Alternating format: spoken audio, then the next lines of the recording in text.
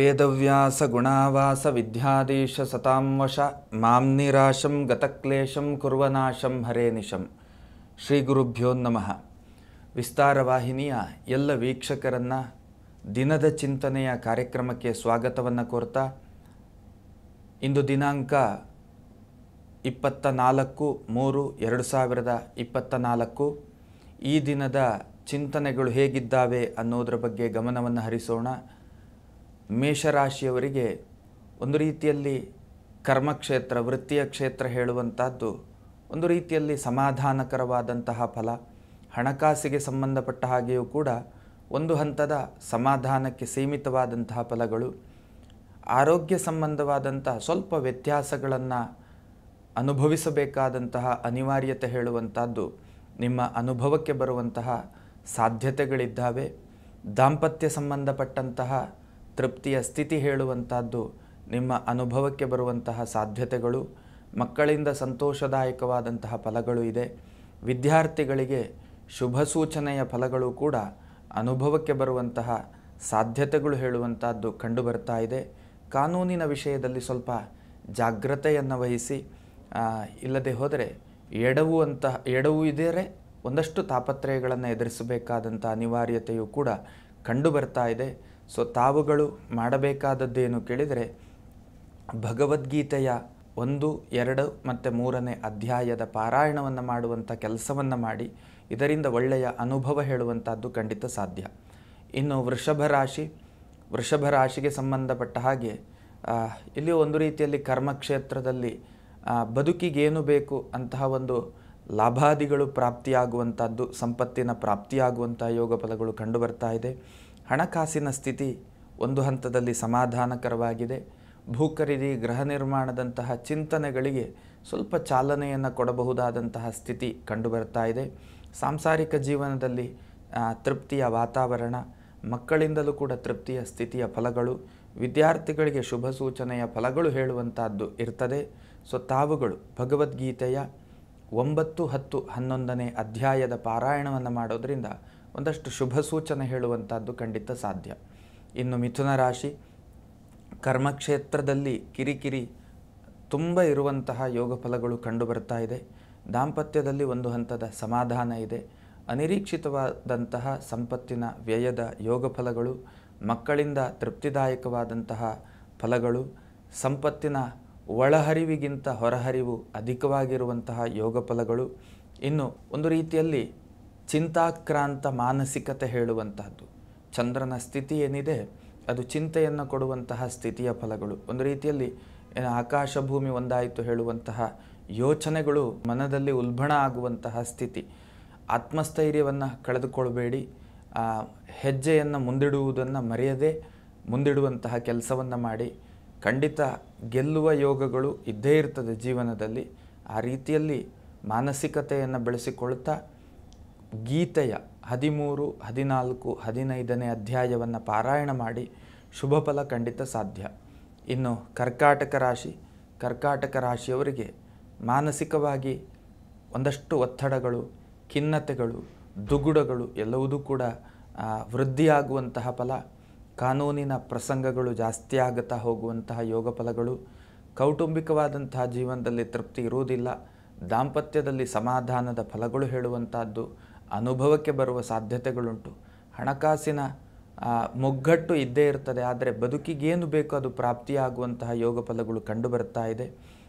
ನಿಮ್ಮ ಹೆಸರು ಕೀರ್ತಿಗೆ ಧಕ್ಕೆ ಬರುವಂತಹ ಒಂದಷ್ಟು ಪರಿಸರದ ಪರಿಸ್ಥಿತಿ ನಿರ್ಮಾಣ ಆಗುವಂತಹ ಸಾಧ್ಯತೆಗಳಿದ್ದಾವೆ. ಸೊ ಅದರ ಬಗ್ಗೆ ಗಮನವನ್ನು ವಹಿಸಿ, ಜೊತೆಯಲ್ಲಿ ಭಗವದ್ಗೀತೆಯ 4, 5, 6ನೇ ಅಧ್ಯಾಯದ ಪಾರಾಯಣವನ್ನು ಮಾಡಿ ಖಂಡಿತ ಶುಭ ಸೂಚನೆ ಹೇಳುವಂಥದ್ದು ನಿಮ್ಮ ಪಾಲಿಗಿದ್ದೇ ಇರ್ತದೆ. ಇನ್ನು ಸಿಂಹರಾಶಿ, ವೃತ್ತಿ ಚೆನ್ನಾಗಿರ್ತದೆ, ಹಣಕಾಸಿನ ಆದಾಯವೂ ಕೂಡ ಚೆನ್ನಾಗಿರ್ತದೆ. ಸಾರ್ವಜನಿಕ ಬದುಕಿನಲ್ಲಿಯೂ ಕೂಡ ಯಶಸ್ಸಿನ ಫಲಗಳು ಹೇಳುವಂಥದ್ದು ಅನುಭವಕ್ಕೆ ಬರ್ತದೆ. ಕಾನೂನಿನ ಪ್ರತಿಬಂಧಕ ಫಲಗಳನ್ನು ಎದುರಿಸಬೇಕಾದಂಥ ಅನಿವಾರ್ಯತೆ ಉಂಟು. ಹಣಕಾಸಿನ ಆದಾಯ ತುಂಬ ಚೆನ್ನಾಗಿರ್ತದೆ. ಮಕ್ಕಳಿಂದ ಸಂತೋಷದ ಫಲಗಳುಂಟು. ಸಾಂಸಾರಿಕ ಜೀವನದಲ್ಲಿಯೂ ಕೂಡ ತೃಪ್ತಿಯ ಫಲಗಳು ಹೇಳುವಂಥದ್ದು ನಿಮ್ಮ ಅನುಭವಕ್ಕೆ ಬರುವ ಸಾಧ್ಯತೆ. ಆರೋಗ್ಯ ವಿಷಯದಲ್ಲಿ ಸ್ವಲ್ಪ ಜಾಗ್ರತೆಯನ್ನು ವಹಿಸಿ ತಾವುಗಳು ಮಾಡಬೇಕಾದದ್ದೇನು ಕೇಳಿದರೆ, ಗೀತೆಯ 12, 13, 14ನೇ ಅಧ್ಯಾಯದ ಪಾರಾಯಣವನ್ನು ಮಾಡಿ ಶುಭ ಫಲ ಖಂಡಿತ ಸಾಧ್ಯ.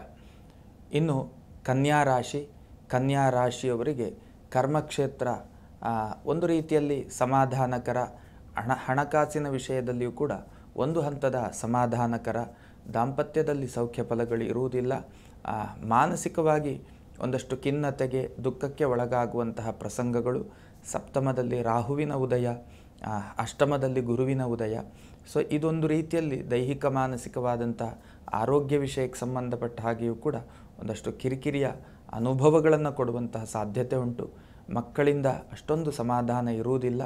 ಇನ್ನು ವಿದ್ಯಾರ್ಥಿಗಳಿಗೆ ಒಂದು ರೀತಿಯ ಸಮಾಧಾನಕ್ಕೆ ಸೀಮಿತವಾದಂತಹ ಫಲಗಳು ಅನುಭವಕ್ಕೆ ಬರುವಂತಹ ಸಾಧ್ಯತೆಗಳಿದ್ದಾವೆ. ಸೊ ತಾವುಗಳು ಮಾಡಬೇಕಾದದ್ದೇನು ಕೇಳಿದರೆ, ಗೀತೆಯ 1, 2, 3ನೇ ಅಧ್ಯಾಯದ ಪಾರಾಯಣವನ್ನು ಮಾಡಿ ಶುಭ ಅನುಭವ ಖಂಡಿತ ಸಾಧ್ಯ. ಇನ್ನು ತುಲಾರಾಶಿ, ಸಾರ್ವಜನಿಕ ಬದುಕಿನಲ್ಲಿ ಅಷ್ಟೊಂದು ಸಮಾಧಾನಕರವಾದಂತಹ ಸ್ಥಿತಿ ಇರುವುದಿಲ್ಲ. ಹೊಸ ಥರದ ಚಿಂತನೆ, ಮಂಗಳ ಕಾರ್ಯಾದಿ ಪ್ರಯತ್ನಗಳು, ಭೂ ಖರೀದಿ, ಗೃಹ ನಿರ್ಮಾಣ ಇತ್ಯಾದಿ ಚಿಂತನೆಗಳಿದ್ದರೆ ಅದಕ್ಕೆ ಚಾಲನೆಯನ್ನು ಕೊಡಿ. ಅದರಲ್ಲಿ ಯಶಸ್ಸಿನ ಫಲಗಳುಂಟು. ಹಣಕಾಸಿನ ಮುಗ್ಗಟ್ಟಿನಿಂದ ಹೊರಬರುವಂತಹ ಯೋಗ ಫಲಗಳು ಕಂಡು ಬರ್ತಾ ಇದ್ದಾವೆ.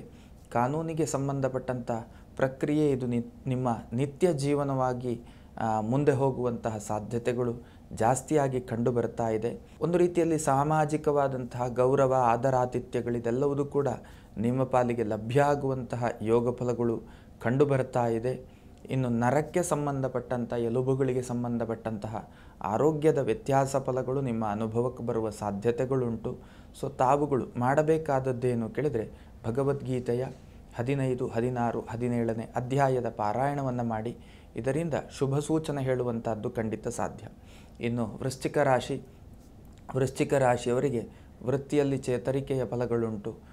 ಹಣಕಾಸಿಗೆ ಸಂಬಂಧಪಟ್ಟ ಹಾಗೆ ಒಂದು ಹಂತದ ಸಮಾಧಾನ, ದಾಂಪತ್ಯದಲ್ಲಿ ಸೌಖ್ಯ ಫಲಗಳುಂಟು, ಮಕ್ಕಳಿಂದ ಸಂತೋಷದಾಯಕವಾದಂತಹ ಫಲಗಳುಂಟು.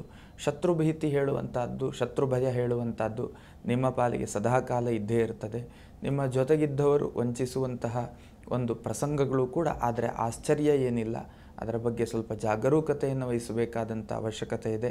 ಆತುರಗಳನ್ನು ಪಡದೆ ನಿರ್ಣಯಗಳನ್ನು ತೆಗೆದುಕೊಳ್ಳಿ. ಸಮಾಧಾನ ಚಿತ್ತದಿಂದ ನಿರ್ಣಯಗಳನ್ನು ತೆಗೆದುಕೊಳ್ಳಿ. ಆ ನಿರ್ಣಯಗಳು ನಿಮಗೆ ಸಹಕಾರಿಯಾಗುತ್ತದೆ. ಸಮಾಧಾನದ ನಿರ್ಣಯಗಳು.